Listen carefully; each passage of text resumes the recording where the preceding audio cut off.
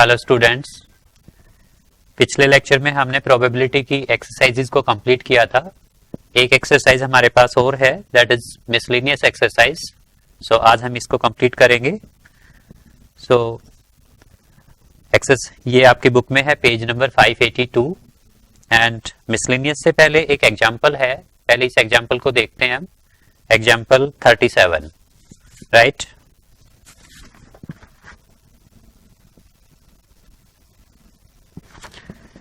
Example है हमारे पास, if a machine is correctly setup it produces 90% acceptable item, right.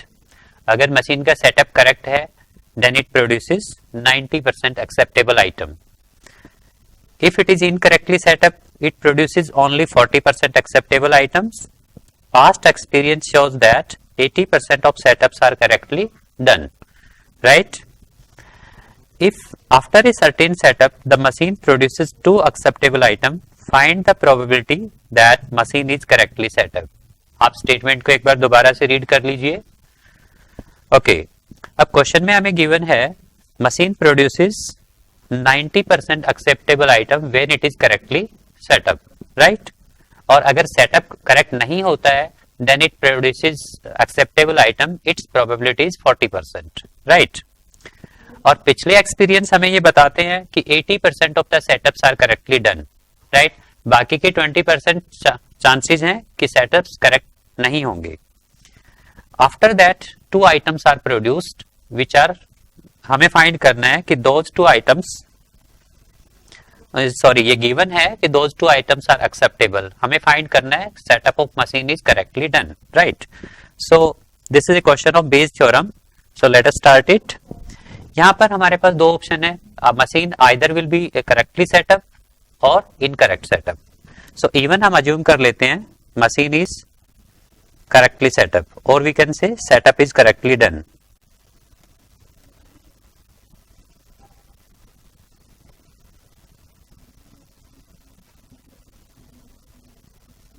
Correctly done, machine का setup correct है। And E2 हम assume कर लेते हैं setup is not correctly done, right। Setup हमारा सही नहीं है। अब क्वेश्चन में गिवन है past experience shows that 80% of the setups are correctly done, right. So probability of E one क्या होगी?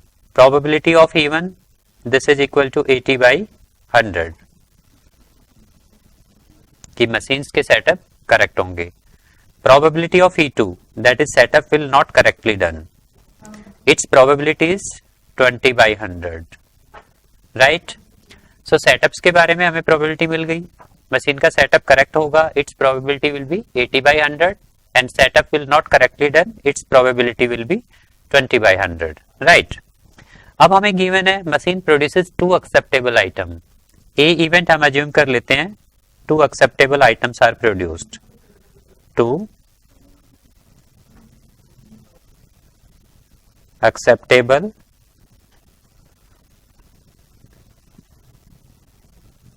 items are produced,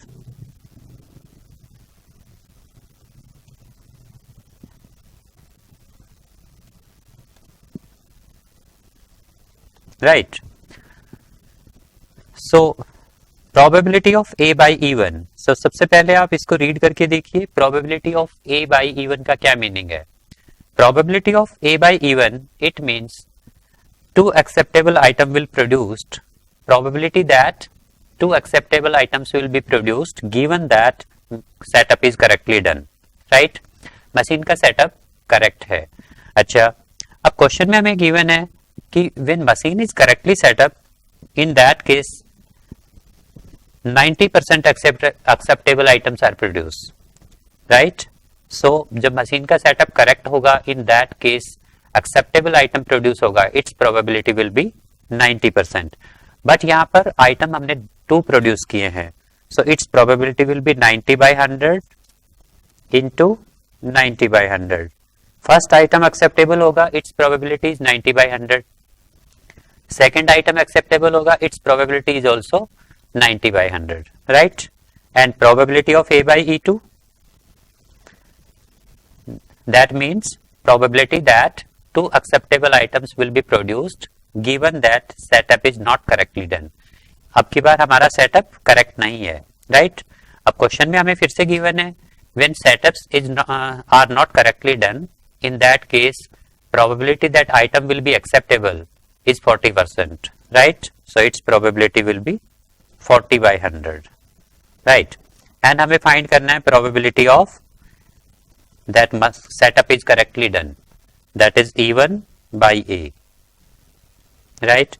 इसके लिए फॉर्मूला आप जानते हैं, this is probability of E1 into probability of A by E1 upon probability of E1 into probability of A by E1 plus probability of E2 into probability of A by E2, right?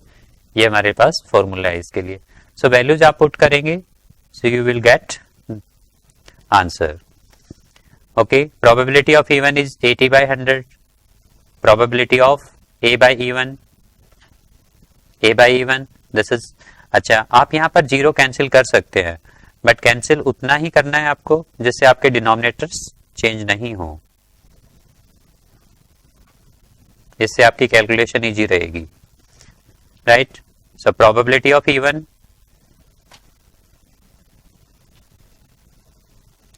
probability of E1 is 80 by 100, that is you can say 8 by 10. 8 by 10 into A by E1. A by E1 is 81 by 100 plus upon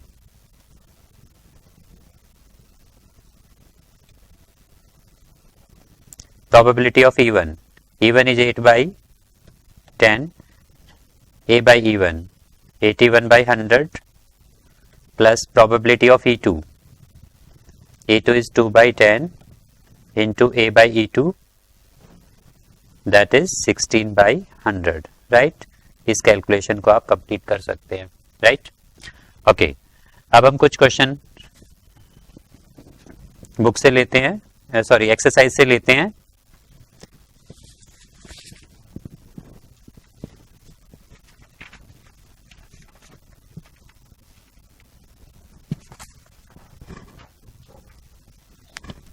exercise में हमारे कुछ question ऐसे हैं, काफी important question है. For example question number 7. Question number 7 is a die is thrown again and again until three sixes are obtained. Find probability of obtaining third six in the sixth throw of die. Right? Die को हमने तब तक throw किया है जब तक 3 6 नहीं आ जाते, right? Until 3 sixes are obtained. Suppose हमने फर्स्ट टाइम टॉस रोल किया डाई को, सो कोई भी नंबर आ सकता है, राइट? सेकेंड टाइम हम रोल करते हैं, कोई भी नंबर आ सकता है, लेकिन हमें देखना है कि हमारे 6 किस किस पोजीशंस पे आते हैं और कितनी बार आते हैं. तो क्वेश्चन की रिक्वायरमेंट है कि जो थर्ड 6 है वो 6th थ्रो में आना चाहिए. 6th टाइम जब हम थ्रो करते हैं तो वहां पर एक 6 आना चाहिए, राइट? सो इसका मतलब हुआ अगर 6th थ्रो में थर्ड 6 आता है, इट मीन फर्स्ट 5 थ्रो में 2 6 आने चाहिए, राइट? सो यहां पर अगर हम ये देखना चाहें कि डाई के फर्स्ट 5 थ्रोज में 2 6 की प्रोबेबिलिटी क्या होगी, इसके लिए हम बाइनोमियल डिस्ट्रीब्यूशन अप्लाई कर सकते हैं, राइट? यहां पर हमें n लेना होगा 5, क्योंकि हम फर्स्ट 5 थ्रोज में देखना चाहते हैं, so n will be 5. Die के first 5 throw, it means n is 5, right? And अब हम क्या चाहते हैं, हम 6 देखना चाहते हैं कि 6 कितनी बार आता है. 6 हमें ट्वाइस चाहिए, सो 6 को हम सक्सेस कंसीडर कर सकते हैं. Let getting 6 is success, getting 6 is success. 6 आना क्या है, सक्सेस है. और बाइनोमियल डिस्ट्रीब्यूशन में सक्सेस की प्रोबेबिलिटी हम कैसे देखते हैं? सक्सेस और फेलियर की प्रोबेबिलिटी देखी जाती है in single trial, right? So die के अगर सिंगल ट्रायल को देखा जाए then probability of 6 is 1/6. So you can say P is here probability of success, it will be 1/6. Q is 5/6, that is probability of not getting 6, probability of failure. अब 5 trials में हमें success कितने चाहिए? हमें चाहिए success 2. So probability of 2 success, probability of x is equal to probability of x is equal to 2. This is equal to NCR, that is 5C2 1/6 to the power 2 5/6 to the power 3, right? It is probability of getting 2 success in first 5 throw of a die, right? Now 5C2 will be 10 into 1/36 into 125/216, right. इस calculation को हम यहीं छोड़ देते हैं, इसको बाद में सिंप्लीफाई करेंगे. ओके, अब बाकी हमें क्या चाहिए? हम 6 थ्रो में हमें 6 चाहिए. अच्छा, इसको मैं इवन डिफाइन कर देता हूं. इवन इवेंट क्या है? 2 6 comes in first 5 throw.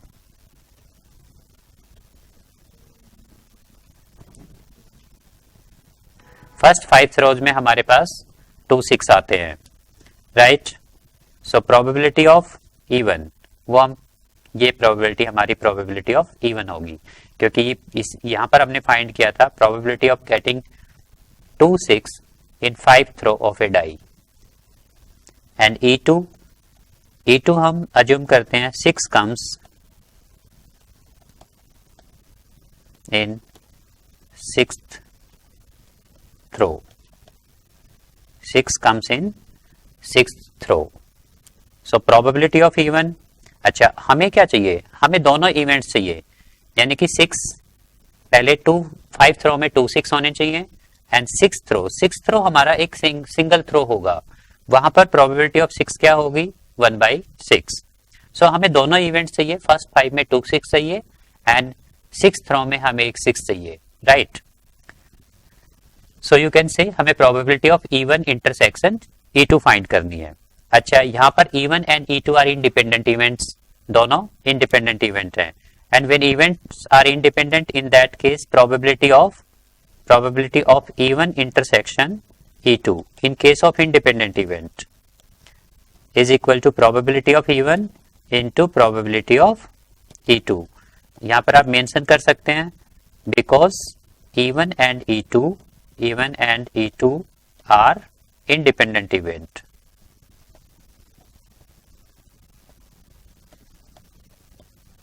E1 E2 हमारे इंडिपेंडेंट इवेंट है, right. Now probability of E1 हम फाइंड कर चुके हैं. Probability of E1 is 10 into 1/36 into 125/216 into probability of E2 क्या है? 6 कम्स इन 6th थ्रो. जैसे मैंने आपको पहले भी बताया, 6th थ्रो हमारा एक सिंगल थ्रो है और एक सिंगल थ्रो में 6 आने की प्रोबेबिलिटी क्या होती है? 1/6. सो probability of E2 will be 1/6, right. इसको आप कैलकुलेट कर सकते हैं.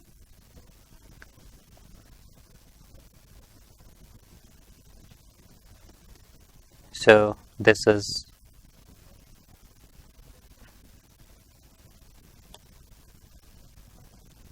625 upon 36 into 216 into 3. ये आपको मल्टीप्लाई करना है, right. So you will get the exact answer.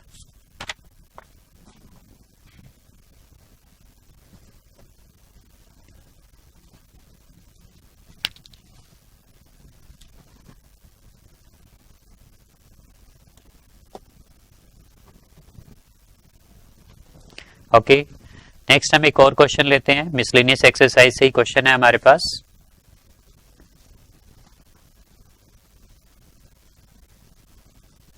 Question number 10.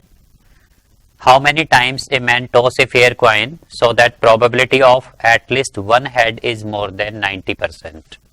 How many times a man toss a fair coin so that probability of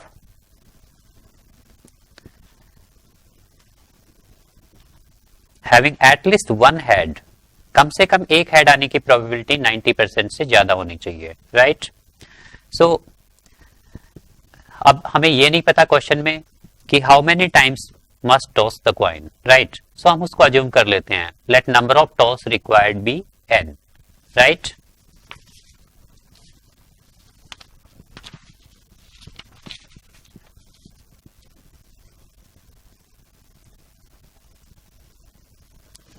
let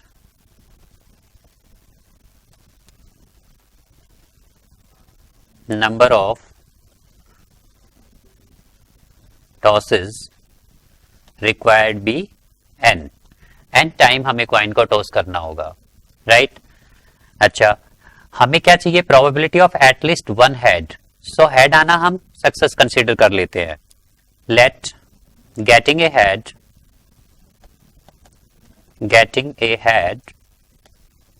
is success, right. And binomial distribution में हम success की probability एक single trial में check करते हैं। अगर coin को एक बार टॉस किया जाए, प्रोबेबिलिटी ऑफ सक्सेस क्या होगी, यानी कि प्रोबेबिलिटी ऑफ गेटिंग हेड, क्योंकि हेड आना ही हमारा सक्सेस है।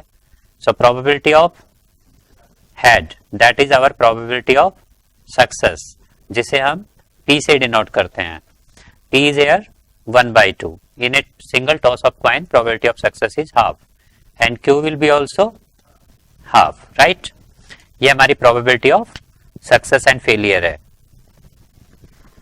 So अब हमें क्या चेक करना है, probability of at least one success, right? Probability of at least one success.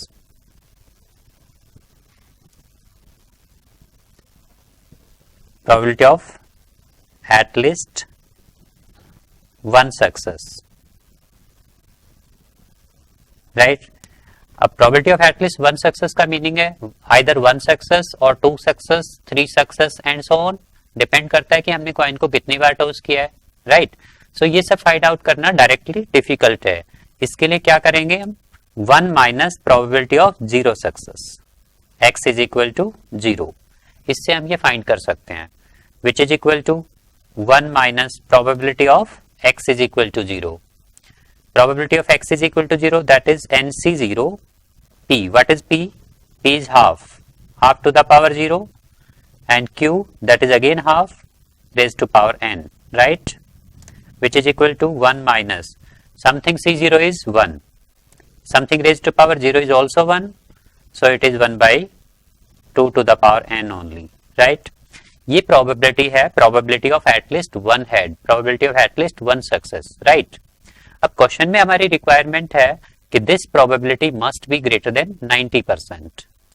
So 1 minus 1/2 raised to power n, it should be greater than 90%. 90% mean 90/100, right? This implies 1 minus 90/100 को हम left side transpose कर देते हैं, it should be greater than 1/2 to the power n, right? This implies this is 9/10, so taking LCM 10 minus 9, 1/10. 1/10 should be greater than equal to 1/2 to the power this. अच्छा, यहाँ पर greater than और साथ में equal to भी है। Equal to किस लिए है, क्योंकि क्वेश्चन में पूछा है probability of at least one success must be at least one head is more than 90%। Sorry students, more than 90% है, सो 90% नहीं हो सकती, इसलिए आपको यहाँ से इक्वल टू हटाना होगा, राइट। सो इक्वल टू को हम यहाँ से हटा देते हैं। मोर देन 90% यानी कि ग्रेटर देन 90%, एटलीस्ट 90% अगर बोला होता, इन दैट केस हमारा greater than and equal to होता, क्योंकि वहां 90% भी हो सकती थी प्रोबेबिलिटी, बट यहाँ पर हमें स्ट्रिक्टली ग्रेटर देन 90%, मोर देन 90% चाहिए। सो आपका सिर्फ ग्रेटर देन का साइन होगा, इक्वल टू का साइन यहाँ पर नहीं होगा, राइट। अच्छा, taking reciprocal of this inequality on both sides, and you know when we take reciprocals on both sides, sign of inequality gets changes. तो यहाँ पर साइन आपका चेंज हो जाएगा, 10 must be less than equal to 2 to the power n, right? अब 10 must be less than 2 to the power n, 2 to the power n should be greater than 10। अब n को हम ऐसी क्या वैल्यू रखें कि वो क्या हो, 10 से बड़ा हो। दिस इंप्लाइज, बताइए, आप बताइए, 10 should be less than, n हमारा क्या हो सकता है, n को अगर आप 3 रखते हैं then it will be 2 to the power 3 that is 8, but 8 is not greater than 10, right? So minimum value of n should be greater than equal to 4, n should be greater than or equal to 4, तभी आपकी inequality satisfy रहेगी। n को आप अगर 4 रखेंगे then it is 16 that is greater than 10, और more than 4 रखेंगे then also greater than 4, so n हमारा क्या होगा, greater than or equal to 4। so minimum requirement है यहाँ पर how many time a man must toss the coin, it should be greater than or equal to 4। उनको 4 या 4 से ज्यादा टाइम अगर coin toss करते हैं then probability of getting at least one head will be definitely more than 90%, right?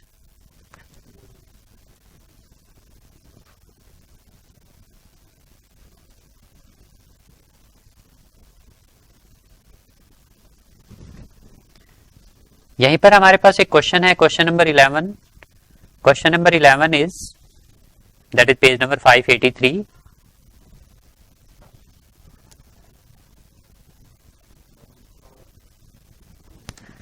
Question number 11 में है हमारे पास, in a game a man wins a rupee for a 6, right?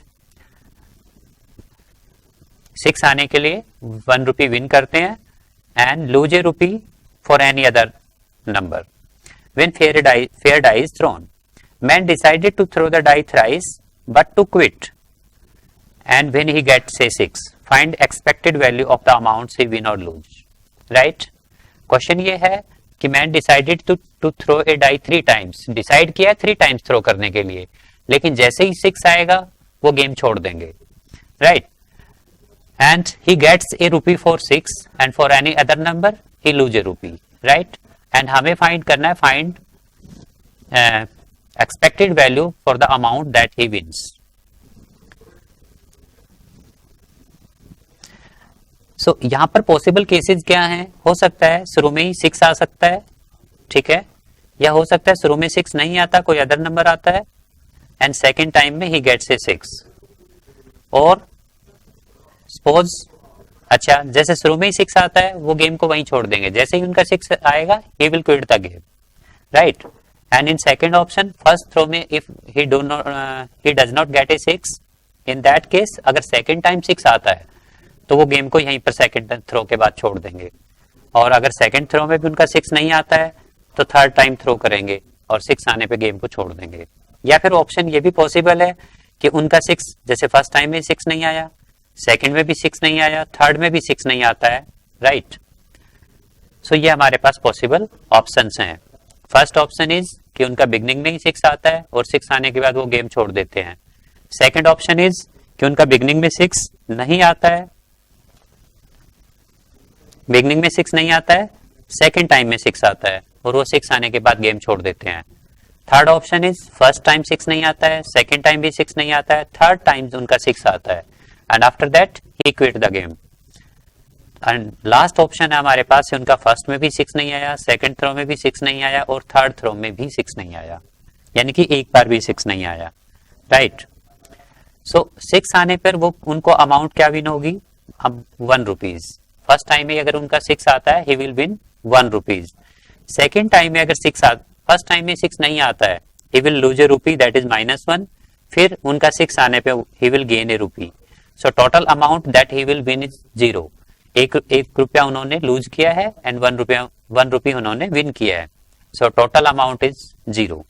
अच्छा थर्ड, फर्स्ट टाइम उन्होंने 1 रुपी loose किया, second time भी loose किया, third time उन्होंने 1 रुपी विन किया, so amount that will be amount is -1, total amount win is -1 that he will lose rupee -1। And third time अगर third time तीनों time उनका 6 नहीं आता है, he will lose rupee 1, फिर से 1 and फिर से 1, that is total amount that he will lose is 3, right? So that will be the amount he wins or lose. Let x represents the amount he win or lose. So possible values of x will be 1, 0, -1, -3. Amount that he will win or lose are these. Now, what will be probability of x is equal to 1? Probability of x is equal to 1.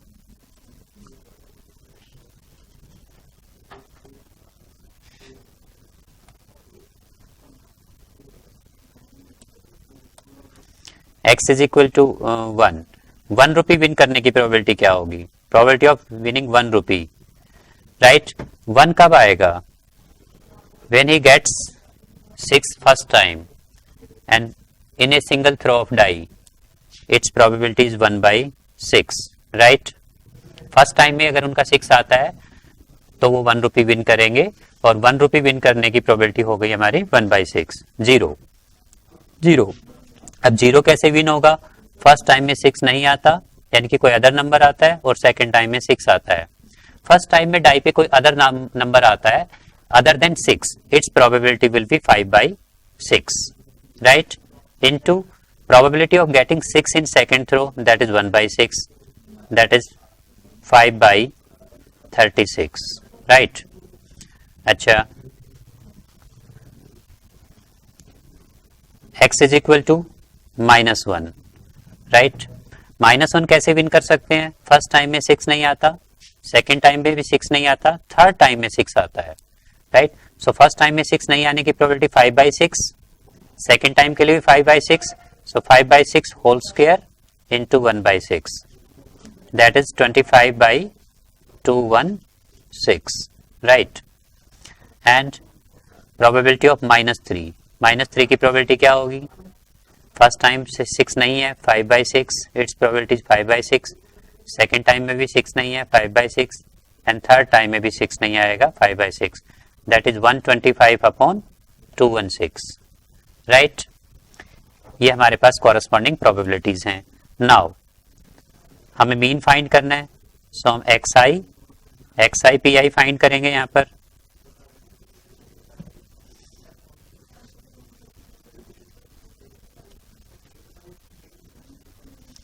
Now x into this is 1 by 6, this is 0, this one is -25 by 216, and this is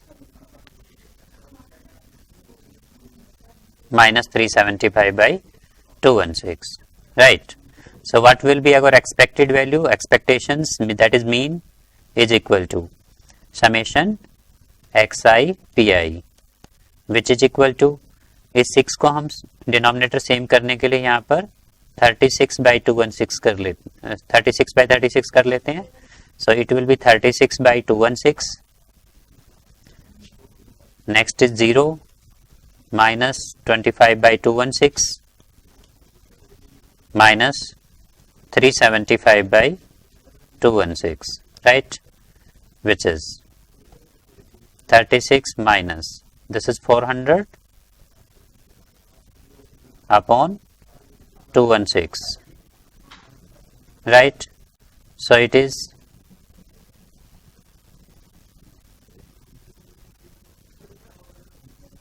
364 by 216.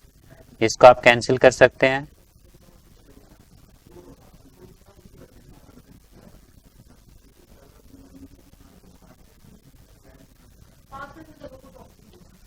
(91 by 54), which is value of our expected value, 91 by 54, right. So इस तरह से कर सकते हैं आप ये question.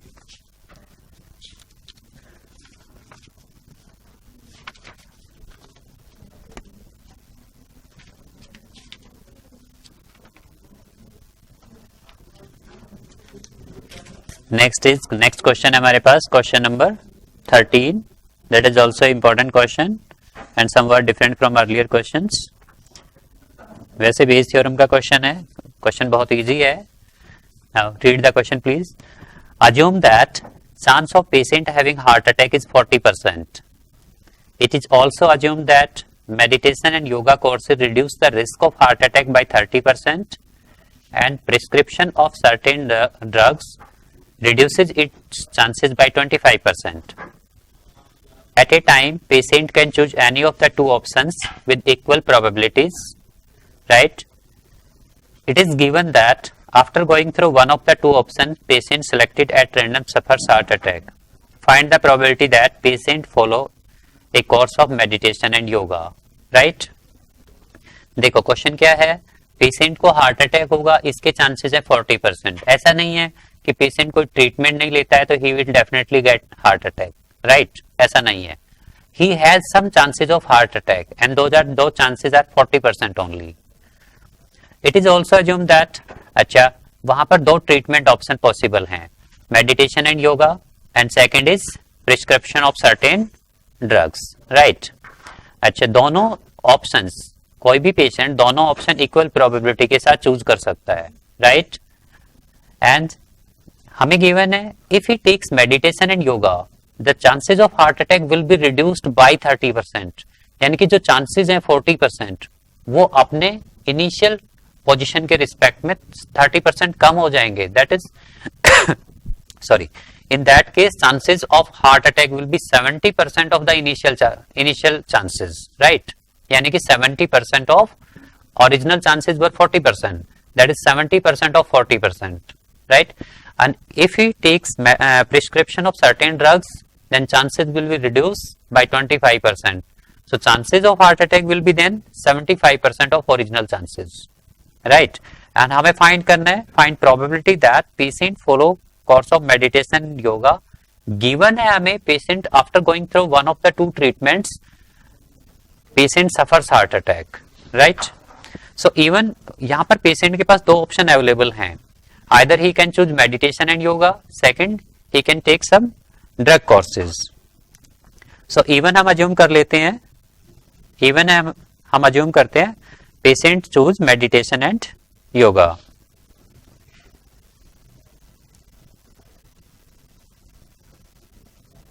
Even हम assume करते हैं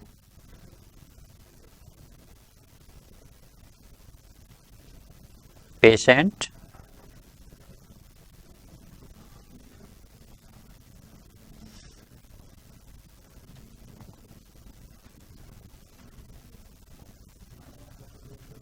meditation and yoga, and E2 हम assume करते हैं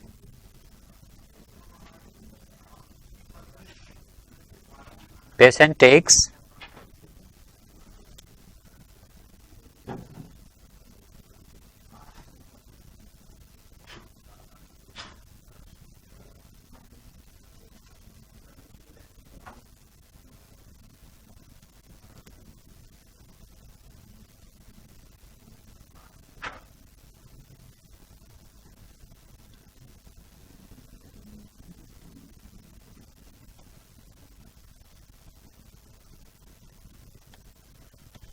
right.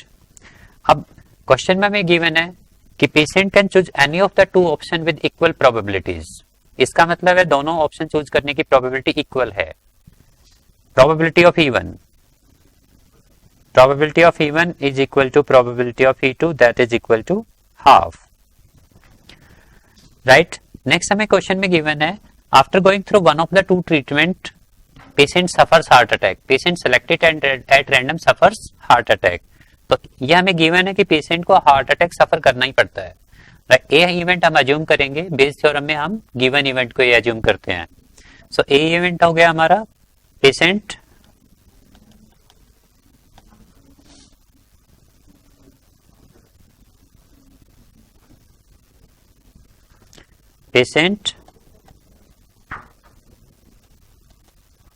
suffers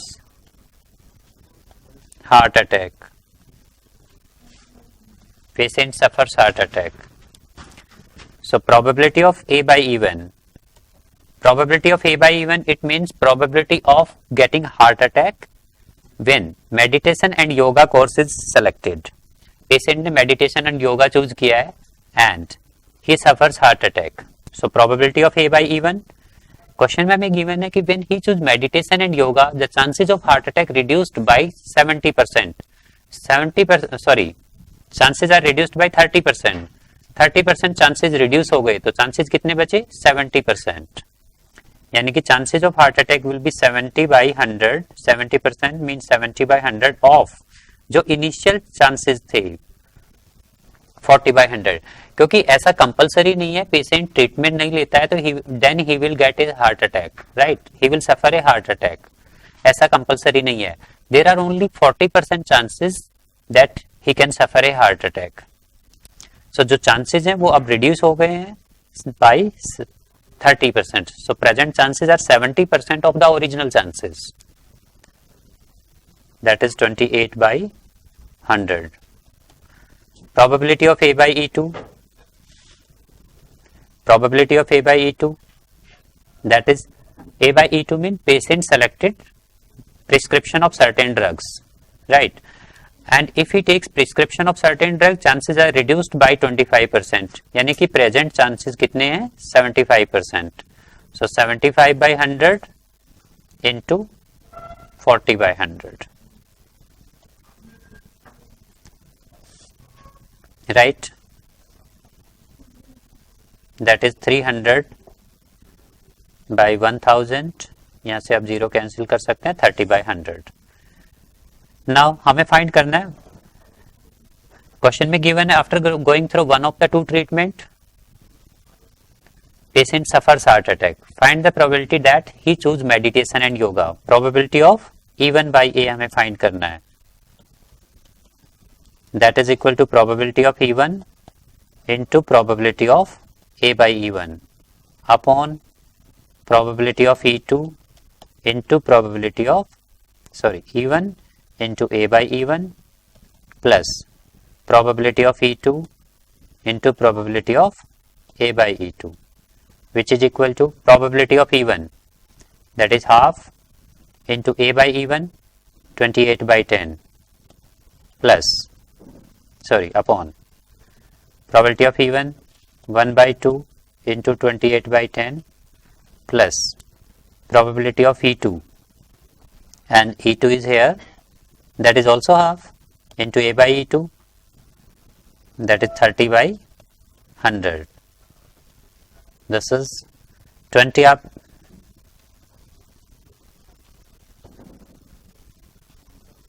This is 28/100 actually, right? 28/100. Okay, denominator से न्यूमरेटर से आप 2/100 कॉमन रख सकते हैं, 2/100. So in denominator you have 14 only, and यहाँ से भी आप 2/100 कॉमन ले सकते हैं, 200 कॉमन ले सकते हैं, right? So it is 14 plus 15, right? ये कैंसिल हो गया, this is 14 upon 29.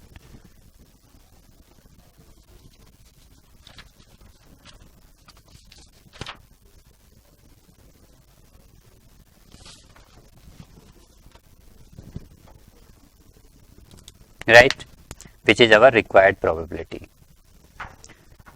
Let us do next question. Next question is question number 14. Question number 14, if each element of a second order determinant is either 0 or 1, what is the probability that value of determinant is positive? Right, second order determinant है and all values of second order determinant are 0 and 1. For example, जैसे 0 है 1 है 1 है 0 है, इस type से, यानी कि सेकंड ऑर्डर डिटरमिनेंट के जो एलिमेंट्स हैं, एंट्रीज हैं, वो सभी क्या हैं, आइदर 0 और 1. अब जब से सेकंड ऑर्डर डिटरमिनेंट में हमारे पास 4 पोजीशंस होते हैं,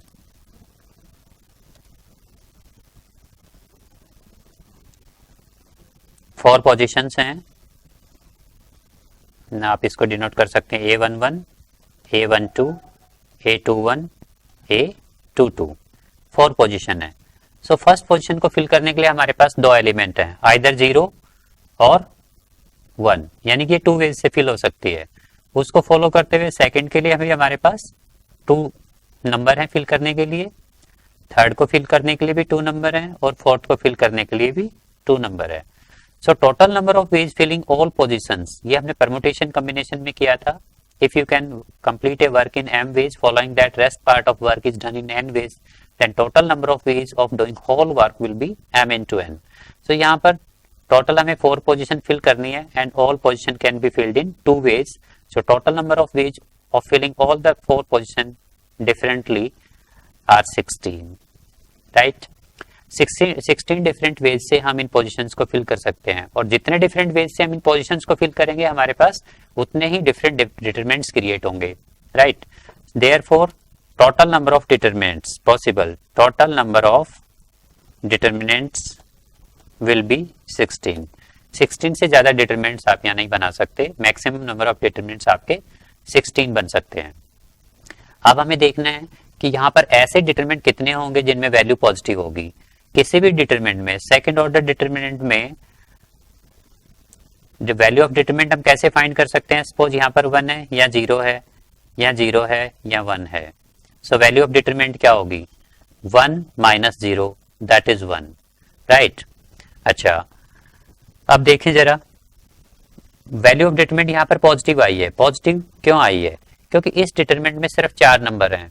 उन 4 नंबर्स में जो 2 नंबर मल्टीप्लाई होंगे दे विल बी आइदर 1 1, 1 0 और 0 0.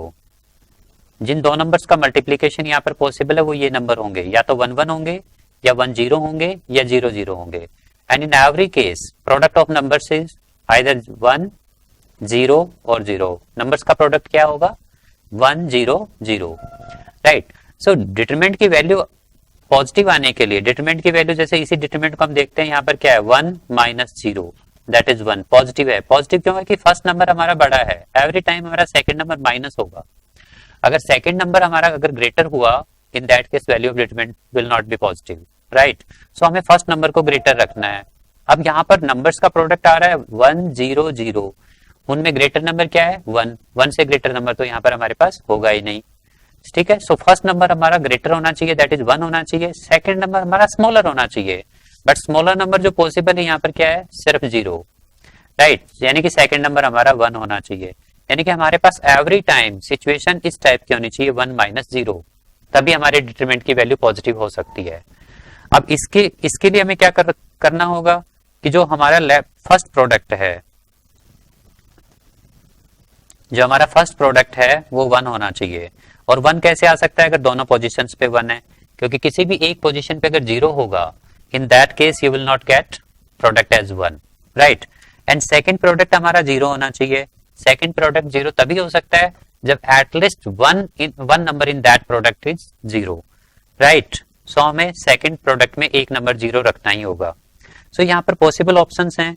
फर्स्ट प्रोडक्ट हमारा 1 होना चाहिए एंड सेकंड प्रोडक्ट हमारा 0, जो इस टाइप से बन सकता है. सो यहाँ पर होना चाहिए 1 minus 0, 1 minus 0. So value of determinant will B 1, right? And in second case this is, हम ऐसे रख सकते हैं, जो A11 और A22 पे जो नंबर्स होंगे वो तो हमें 1 ही रखने हैं, बिकॉज प्रोडक्ट यहाँ से 1 तभी आ सकता है.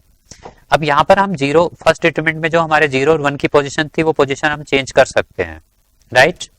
जैसे यहाँ पर 0 हो गया और यहाँ पर 1. In that case we have 1 minus 0, again value of determinant is 1 which is positive.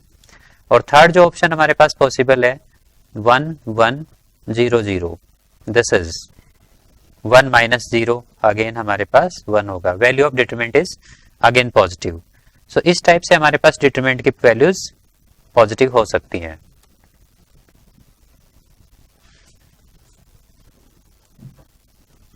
Right? So number of determinants with positive value हमारे पास कितने हैं? Number of determinants with positive value are 3. So required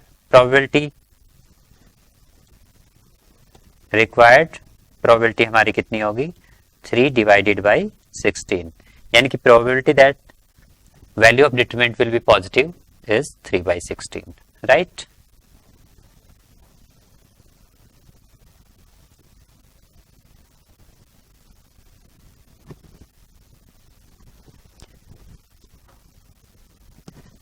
next है हमारे पास question number 16। एक question हम यहाँ इस एक्सरसाइज से और लेते हैं, that is also a good question.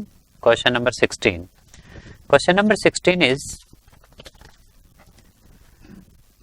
bag 1 contains 3 red and 4 black ball. Bag 2 contains 5 red and 5 black ball. One ball is transferred from bag 1 to 2 and then a ball is drawn from the second bag. The ball drawn is found to be red in color. Find the probability that transferred ball is black. Question को ठीक से समझिए आप। दो bag है हमारे पास। First bag में हमारे पास 3 रेड एंड 4 ब्लैक बॉल हैं।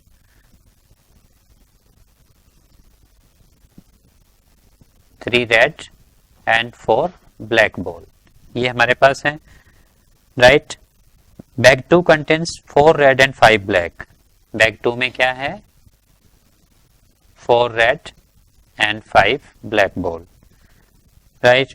One ball is transferred from bag 1 to 2। First bag से एक बॉल सेकेंड बैग में ट्रांसफर की है, राइट। अब यहां पर ट्रांसफर करने में दो ऑप्शन पॉसिबल हैं। बॉल जो हमने ट्रांसफर की है वो ब्लैक भी हो सकती है एंड रेड भी हो सकती है। सो इवन हम अज्यूम कर लेते हैं ball transferred is red. Ball transferred from first bag is red, right. So probability of E one क्या होगी? फर्स्ट बैग से जो बॉल ट्रांसफर हुई है वो रेड है, इसकी प्रोबेबिलिटी क्या होगी? यहां पर हमारे पास 3 रेड बॉल हैं एंड टोटल 7 बॉल हैं। सो यहां से एक रेड बॉल निकलने की प्रोबेबिलिटी हो गई 3/7, राइट।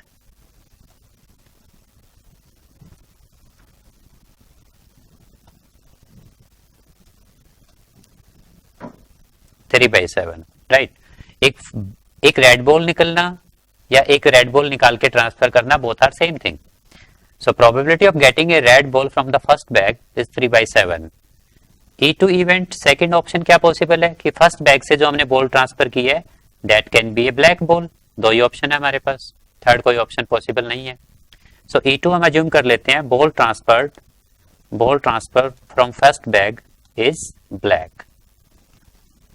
फर्स्ट बैग से जो बॉल ट्रांसफर हुई है that is black. So probability of E2 is, first bag में हमारे पास 4 ब्लैक बॉल हैं and total balls are 7, so its probability will B 4/7, right. उसके बाद क्वेश्चन में कहता है then a ball from the second bag is drawn, right, which is red in colour.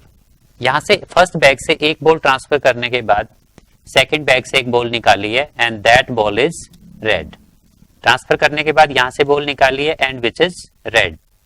ये हमें गिवन है कि जो बॉल निकली है that is red. Find the probability that ball transferred is black. जो हमने बॉल ट्रांसफर की है वो कैसी है?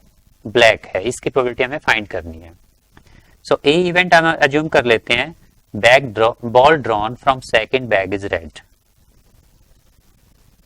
Ball drawn from second bag is red. Second bag से जो बॉल निकली है that is red. Probability of A/E2, sorry A/E1।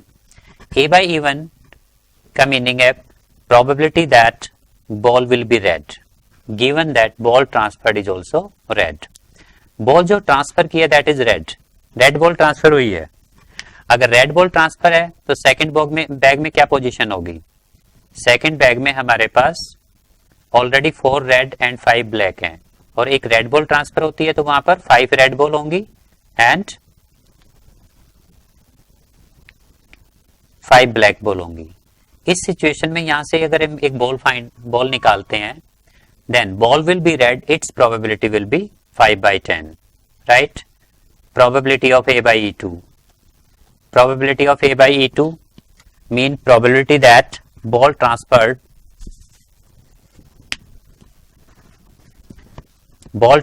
is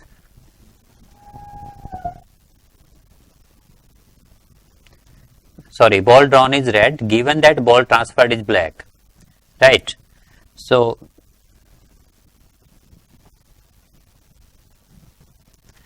अगर हमारी बॉल ट्रांसफर्ड ब्लैक है, ऑलरेडी सेकंड बैग में हमारे पास 4 रेड एंड 5 ब्लैक बॉल हैं और ट्रांसफर्ड बॉल भी ब्लैक है, तो एक ब्लैक बॉल यहाँ पर और इंक्रीज हो जाएगी.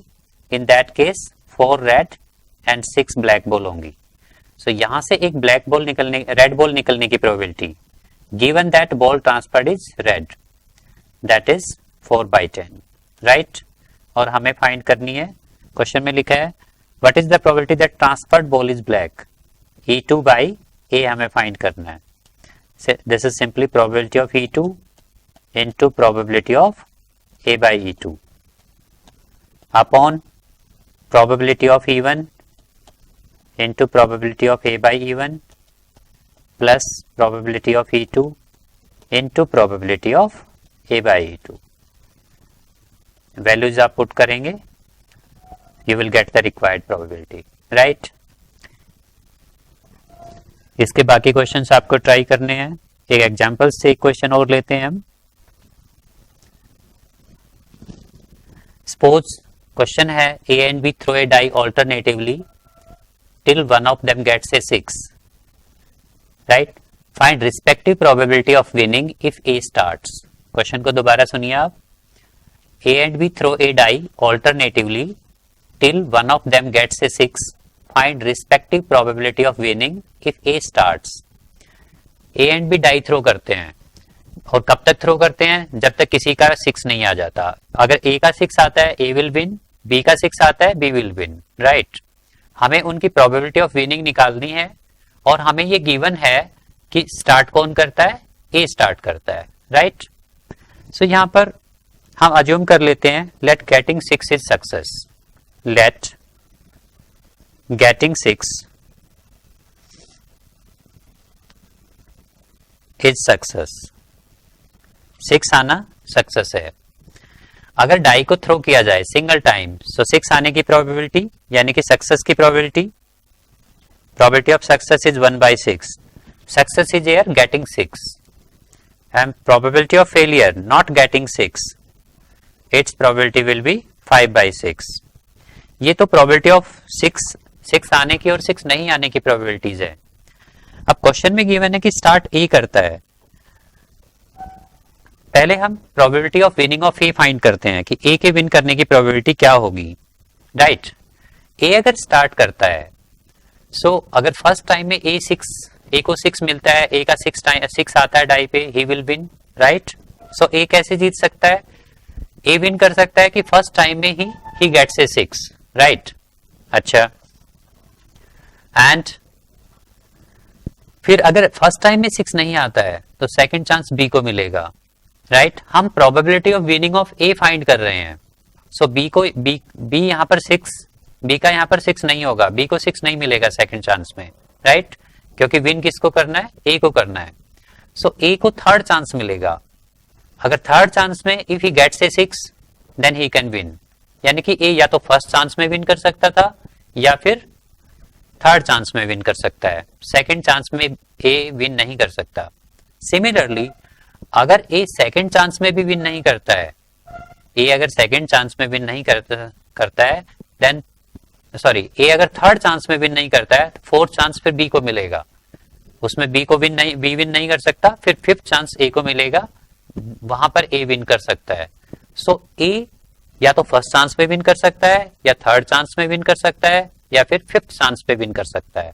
सो पहले हम probability of winning of A find करते हैं. Probability that A wins in first throw.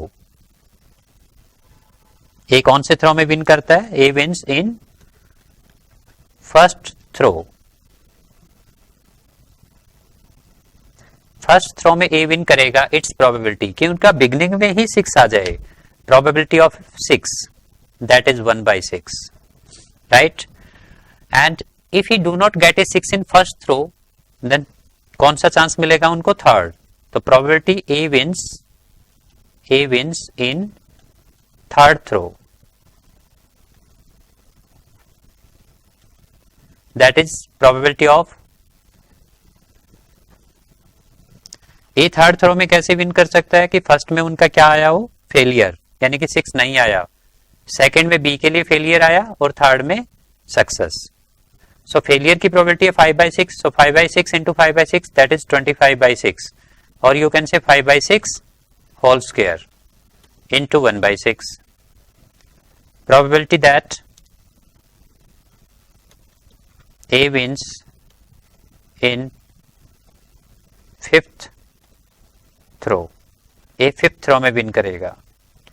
Probability first में फेलियर, सेकंड में फेलियर, थर्ड ए का अगेन फेलियर, ठीक है, फिर B failure and then success, then जो चांस ए को मिलेगा that should be success.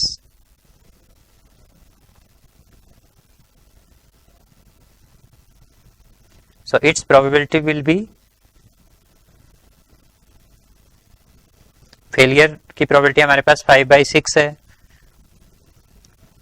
Failure हमारा 4 टाइम्स है, 5/6 to the power 4 into 1/6 and so on. Success की प्रोबेबिलिटी 1/6 है। इस टाइप से ए विन कर सकता है, राइट। बट ये कंटिन्यूएशन में चलता रहेगा जब तक किसी का 6 नहीं ए का 6 नहीं आता। So total probability of winning of A, probability that A wins, A के विन करने की प्रोबेबिलिटी इज इक्वल टू, ये सारी प्रोबेबिलिटीज ऐड हो जाएंगी। Probability of A, sorry,